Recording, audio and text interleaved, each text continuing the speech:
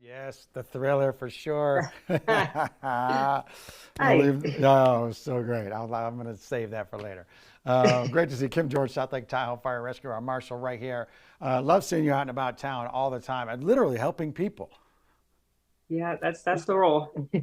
That's what we do. The fire Well, you department is about helping people. you do it well.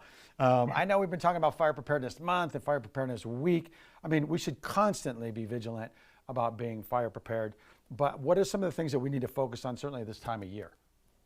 Yeah, for sure. I mean, at one point we had fire season, which was in the fall, and now it's really all year round. The campfire in Paradise was in November, Oh, so it's really something we need to think about all the time.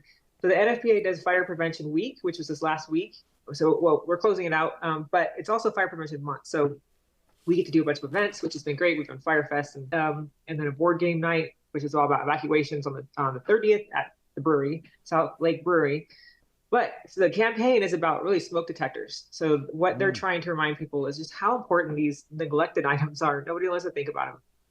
They should be tested once a month. They should be in every room of the house except the kitchen, mm. because we all burn food, even in the hallways. So they're really important to have there. And they again just check them once a month, change the batteries, and then retire them after 10 years. They expire about after 10 years.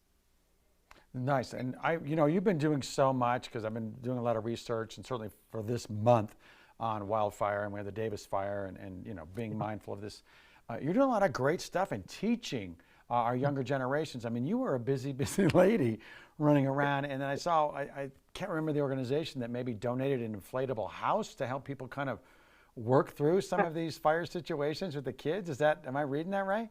Yeah, well, we were able to get some money from Parasol. We had some money from the city had saved up to purchase this inflatable fire safety house, and it's a fantastic prop that we're now really starting our school program over again. We hadn't done it for a while consistently, but we were at Tahoe Valley for 3 days and visited every student, and we're able to remind them how just about all the different fire and safety things they need to know. It's really important to us because years ago, legacy fires had wood and it took 20 minutes to get to a flashover. Now it takes 2 minutes. They're saying from the time that you hear the smoke alarm in the middle of the night, you have 2 minutes to get out. So it's really important that we know that the kids know what to do in case they hear that in the middle of the night without having to think about it. So yeah, we've been doing a lot of teaching. It's been great. You do it beautiful. I love how you serve the community. I've been raking up pine needles, which feels like for like the whole month. Of course, I do it, and then the wind comes, and I got to do it again. Of course, but it isn't just on the ground. I mean, what should we be doing? What's a very vigilant thing we should do about cleaning up these pine needles, which are so incendiary, both in the gutters and on the ground?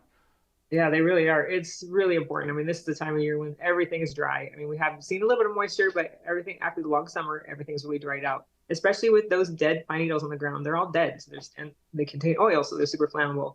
They're everywhere. This seems like it seems to be like an epic year for pine needles. I'm starting to see the leaves fall as well. So just making sure that those are all cleaned up on the roofs as well. That's important.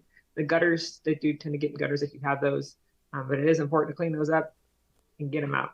Yeah. What's the best way to get some of this great information? I know, we have a short interview here, but if people are like, I want to learn more, where do they go? What's the best place for people to get the latest insights and things we should be doing?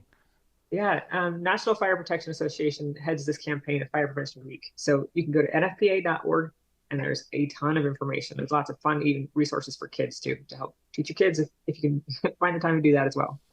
You're doing it. I see you out there doing it, teaching the kids and getting them inspired and maybe even being firefighters like yourself. I think you are a beautiful community leader and we'll see you later tonight. Is that what Yeah, yeah, exciting.